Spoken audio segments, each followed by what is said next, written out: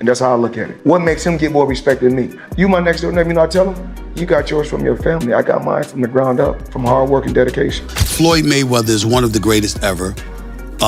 He's a brilliant defensive fighter. His speed, his boxing savvy. He's just a savant. He's just something special, no question about it. But I gotta look at the Sugar Ray Leonards of the world. Floyd's way is safe. Not in a punk, but it's like the safe way, like nothing ain't gonna go wrong. But that's how he fight. That's his characteristic. Floyd Mayweather gets furious after Stephen A. Smith downplays his legacy and says Terence Crawford could beat him. Stephen A. insists Mayweather is not the greatest fighter ever like he claims and argues Sugar Ray Leonard was much better. He further states that Floyd's best wins came at lightweight while he failed to rule at higher weight classes. Smith also dismissed the Canelo fight as not that impressive, which angers Mayweather, who refuses to let that kind of criticism slide. It's not just about your skill set. It's who you do it against. Your level of competition. Is it possible that he's so far beyond his level of competition that he made it look easy? Well, I think he did as a lightweight. When he went up to the welterweight division, not so much. You know what I'm saying? Now, if taking out Canelo the way he took out. Well, he just gave him a boxing lesson, but Canelo was 22 years old. See, I remember That's an excuse, though. I don't like this, like he's 22, he's too young. I will tell you this. Well, you know, you do have to take that into consideration. The guy had 100 fights. Well, let me explain. You have to take that into consideration when boxing is the issue. Now, if he got knocked on his ass, that's different. But when he simply got schooled, when you swinging a punch and Floyd is tapping you on your shoulder saying, I'm behind you, that's a problem. You understand what I'm saying? That's just a skill, like, you know, we could credit Floyd with that. Of course, I am crediting. I'm saying he's a brilliant boxer. You know, Floyd knew how to move before you even threw the damn punch. You see what I'm saying? You got to be a veteran to know how to overcome that. You can't put a novice into the ring with Floyd Money Mayweather. You understand? He's going to school you. What I'm saying to you is that if you want to make an argument on Floyd Money Mayweather's half, which I'm not summarily dismissing, I would tell you it's this. Floyd Money Mayweather was undefeated for the last half of his career with one hand. He constantly broke his hand. He constantly broke his hand. Bay gave a deep comparison of Floyd Mayweather and Terence Crawford based on Crawford's performance against Canelo Alvarez. He admitted that as a fan he leaned slightly toward Crawford in a fake matchup, but he made it clear the comparison needs balance. Crawford's win over Canelo was an amazing achievement and many quickly said it was better than anything Floyd did. But Bay reminded listeners that Floyd himself had dominated Canelo in their fight and did it at a time when Canelo was still growing as a fighter. He stressed that dismissing Floyd's greatness in favor of Crawford is not right since both fighters brought something unique to the sport. For Bay, the truth is somewhere in the middle. Crawford deserves credit for handling Canelo so well, but Mayweather's performance against him was equally historic and should not be ignored. That Bud goes about it a little bit better than Floyd in this sense. Floyd will when Floyd fought Canelo, he was standing right there. He wasn't running and all of that. He wasn't doing all of the stuff that they say, oh, a runner, Mayweather's a runner. He wasn't doing that versus Canelo. He was right there. And I can't even really remember Canelo catching him like that, like with nothing. With Bud, I could remember Canelo catching Bud a couple times, but Bud gave him the, all right, put your foot out, what's up? Boxing turn, boxing turn, boxing turn. And was really standing there and giving it to him with another type of energy. It was, the energy is more so all right, what's up? You can't beat me. Floyd energy be bop, bop, I'm better than you. You see what I'm saying? They don't really be respecting that all the time. They'll acknowledge it yo, I ain't gonna lie, he hard to catch. But they be nah, you didn't beat me up.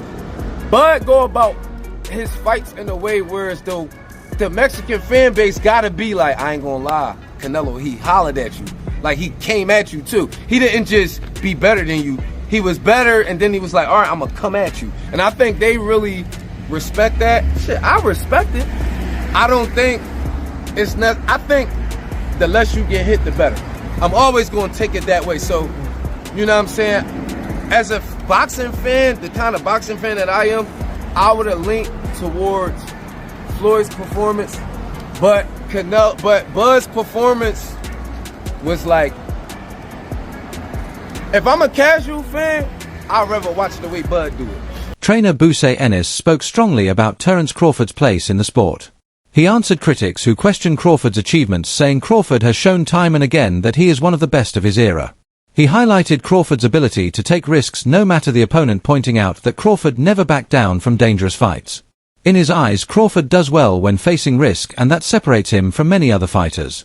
By always challenging himself against the best, Crawford earned his spot among boxing's elite. He stressed that people should stop trying to bring down Crawford's accomplishments and instead recognize that few fighters in history have been as versatile, daring, and successful as he has. I think he could have got the stoppage. He'll tell you that if he had to sit down a little bit more.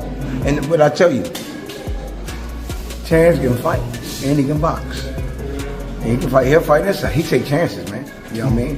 And that's how you be great, man. He one of the greatest out there now. I think he's great. I think he's the best out there right now in that division. You know what I mean? What's left? For Terence? Yeah. If I was Terence, I would retire. That's what I would do. He did everything, man. He done everything, man. You know what I mean? Look how many titles he done won. All that stuff, you know what I mean? I think I'll go off one in the sunset, man. You know what I mean? You don't need no more money. You know what I mean? Crawford's longtime trainer Brian Bomac McIntyre believes his fighter still has a few big moments left. According to Bomac, Crawford could take 2 or 3 more fights before thinking about retirement. He talked about the possibility of Crawford moving up to 160 pounds, noting that such a jump would not just be about titles but about solidifying a legacy that is already Hall of Fame worthy. Bomac made it clear that Crawford has already written his name into history with game-changing wins and becoming undisputed in multiple weight classes. Yet the idea of adding more championships in higher divisions excites both the team and the fans. He stressed that Crawford is no longer chasing approval. Instead, he is locking in his place among the all-time greats, taking on opportunities that only legendary fighters try for a second time. The second time. They can't take it away from him either. Does this one mean more to you than the other ones? Yeah, it does. Yeah. It gives us the opportunity as a team to go into the Hall of Fame. Instead of a fighter going in there, instead of a coach going in there, it gives us a better chance of going there as a team. Well, congrats on that. I know that means a lot to you and the team. Definitely that. You know, I asked Bud this after the fight 2 weeks ago. Would he consider this his signature win? He said, yeah, one of them. Do you think that was his signature win of his career? Well, the last fight? Yeah, the Canelo one. Oh, hell yeah. Yeah. Because he was the underdog. Everybody thought that, you know, he was going to get beat. What's up? He was going to get beat. Surprising. So what's next for Bud? What do you want to see him do? I just want to see him, you know, spend time with his family because, you know, training for a fight, you be gone a long time. You're going away from your family. And it could take a toll on you after a while. So, as his trainer, do you feel like he should just sail off into the sunset after this monumental well, win? you know what? They made it look so easy. Shit. You know what I'm saying? Shit, got 2-3 more in him and shit. You know what I'm saying? Training camp will try harder. You know what I'm saying? Timothy Bradley offered sincere words about Terence Crawford's impact. He explained that young fighters often struggle with doubt, especially when critics tear down their progress. Crawford, however, showed what persistence and determination could achieve. Despite the doubt that surrounded him early in his career, Crawford kept proving his critics wrong with his performances in the ring. Bradley emphasized how Crawford became a source of inspiration for the next generation by achieving what many thought was impossible, becoming a multiple-time undisputed champion in different weight classes. For Bradley, Crawford represents more than wins. He represents belief, courage, and proof that hard work can beat any criticism. Young fighters now look to Crawford not just as a champion, but as a role model who shows the spirit of never giving up. The man that you have become, you're a true inspiration to the youth, man. Anybody that's troubled, any troubled kid out there, man, they can look at you and say, hey, man, I got a fighting chance to get myself out the situation. All I got to do is make that choice. That's what you did, Crawford. You made that choice, man. You made that choice to change, bruh. You know, you saw going down, man, years ago, man, in 2008, man, when that bullet came through that window, you knew you had to do something or you'll end up 6 feet under, bruh. You know, so that courage that you had, man, and that will that you had and that mindset of change, man, and the gym, you know, grooming you and turning you into a man, because that's what boxing does. See, people don't understand, man, that boxing is more than just throwing punches. You know, boxing teaches you discipline. You know, it teaches you love for people, love for others, man. You know, working together. You know, you're there constantly every single day, man. You know, spending time there perfecting a craft, man. Perfecting yourself, understanding yourself, learning more about yourself each and every single day. You push it inside the gym. You know, boxing is more than just throwing punches, man. You know. Mayweather carefully built two personas, Pretty Boy Floyd and Money Mayweather, both of which grabbed the public's attention. Early in his career, Pretty Boy Floyd was a fearless risk-taker who delivered highlight reel knockouts. Later, Money Mayweather came out as the ultimate businessman who mastered defensive boxing and turned every fight into a worldwide event. His pay-per-view success and ability to market himself made him a phenomenon beyond the sport. Oladipo credited Floyd's genius not just in the ring but also outside it, saying he created a business model that modern boxers still try to copy. By mixing technical skill with entertainment, Floyd became more than a fighter. He became a cultural icon and the builder of boxing's new money era. I'm sorry. He's a genius. He is a fucking... You know, when I get bored with today's crop of boxers, and Terence, to be fair, has kind of helped me out of my boredom, but sometimes I just go on YouTube and I watch the 24/7s and then I watch the fight. I'm not joking, I watch the whole fucking episodes and then I watch the fight, and my guy is a genius. A genius. There will always be an argument, oh, you should have fought that person then, and I get it. I get it, all right? It's kind of the argument you can't throw at Muhammad Ali, right? You could throw that argument at Floyd. But dude, unbeaten is unbeaten. Unbeaten is unbeaten. Multi-weight world champion is multi-weight world champion. Do you know what I mean? I've never seen a boxer so like, I'm going to work you out, and then when I work you out, you're done. Shall I repeat that? I'm going to work you out, and when I work you out, you're done. And Floyd had this thing where first 2 rounds, you think, oh shit, man, this guy's in this fighting, and then he works you out. And then he works you out. Floyd, Pretty Boy Floyd was better than Money, but Money Floyd had obviously the fights, right? Despite Crawford's stunning win over Canelo, debate has broken out about his future. Some insiders, including members of his team, have suggested he should think about retiring right away to protect his legacy. Supporters argue that Crawford has already reached greatness and does not need to prove anything else. However, others in boxing are not satisfied and keep downplaying his win, claiming he should step aside before his name fades. This has created tension, as many believe Crawford still has plenty left to give. His recent performances show no drop-off, and fans want to see him take on more big fights. While retirement is an option, Crawford's legacy as one of the greatest is secure, and whether he chooses to continue or not, his accomplishments cannot be erased. The fact that Terence Crawford did what he did against Canelo Alvarez, Terence Crawford made himself the face of boxing, and he did it. He made it look easy. He made the Errol Spence fight look easy. That was supposed to be the toughest test of his career. I thought it was. The whole world thought it was. It was the easiest fight he had at welterweight. I thought, but I've been saying for years that he's going to easily beat Canelo Alvarez, and he did. But many people expected Canelo to knock him out. That wasn't the case. With that said, now people are trying to throw. He's 38.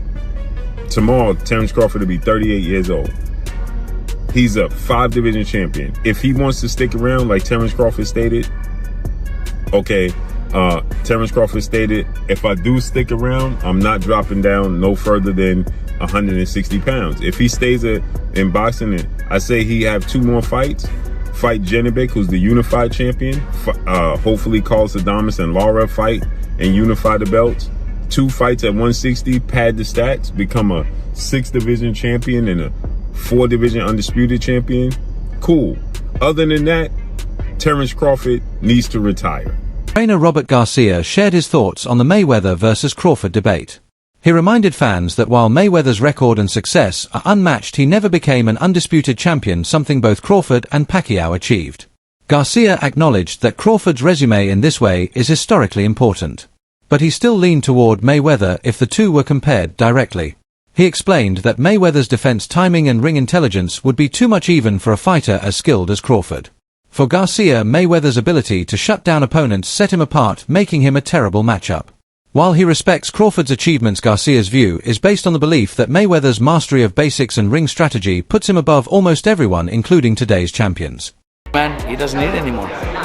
With his accomplishments, the only man to ever do 3 weight divisions undisputed, is he now a part of the greatest of all time conversation? And not of this era, but of all time. Definitely is the greatest, one of the greatest of all times.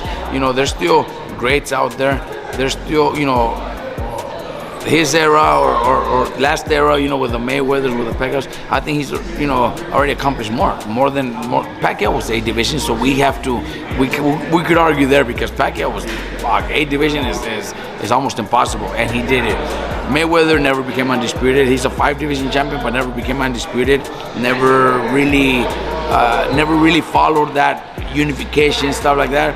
So I think when it comes to accomplishments, I think he's already done more. Greg Hackett added another angle to the conversation by comparing Floyd's performance against Canelo with Crawford's.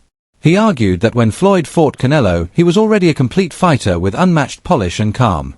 Hackett said Crawford's style is more aggressive and based on adapting, but it lacks the flawless execution Floyd showed over 12 rounds. He emphasized that Mayweather's defensive perfection and ring control are still unmatched in boxing history.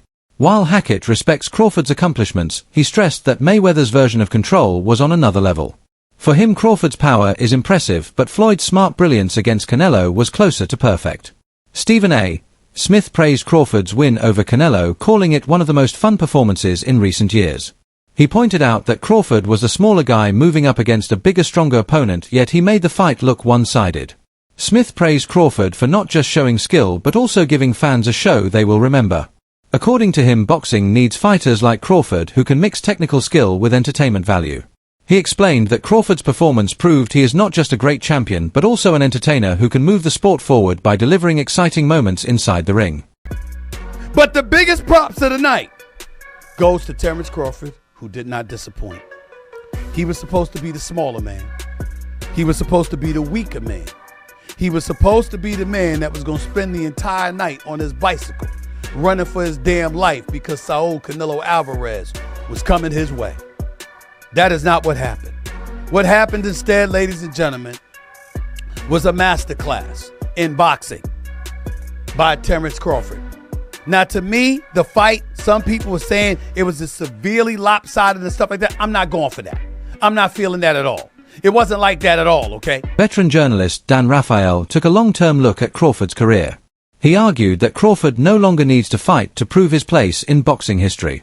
His record speaks for itself, undisputed in multiple divisions, wins over top opponents, and a name for dominance. Raphael said that when fighters reach this level, the goal should shift from proving themselves to protecting their legacy. For him, continuing to chase unnecessary fights could risk hurting what Crawford has already built. Instead, he believes Crawford should enjoy the recognition of being one of the sport's greatest achievers. His resume, filled with historic milestones, is more than enough to ensure he will be remembered as a legend whether he decides to keep fighting or step away now. Expect, but he stood in the pocket, like he's not moving anywhere from him. He's using his head moving, he's not being stupid, but he's not necessarily moving away from Canelo. Like you said, he's walking the, you know, quote unquote bigger man down and forcing the action rather than going off, you know, reacting to Canelo's attacks. So I think it was such an impressive display. But it sort of begs the question now, when you've a 3-time undisputed champion, and I know money's important, financials, we always talk about that. His legacy is intact regardless. We'll start with Terence. What does a Terence Crawford do now? Like, what's the next thing that he does? Because you look around and go, is the only way that he really gets that, maybe that ultimate chance, if he goes up again? And do you say, you know, what do you do? I don't quit. Yeah, I mean, you know, he was asked those questions at the press conference. He made 2 things clear. One, he's not going back to 154, and I say that because some people suggested about possibly pursuing a fight with Ennis, who has his debut in the weight class coming up. Yeah. That's probably unlikely. He's not going to go back down in weight. And I mean, no disrespect to Ennis, but Ennis is a guy that's known within the diehards of boxing. He's not in any way known beyond the boundaries of the hardcore boxing fans. So I don't know if that makes sense for a lot of different reasons for him. Not to say I wouldn't, as a boxing fan, enjoy watching the fight. So, Yeah. but I don't think he's going back to 154.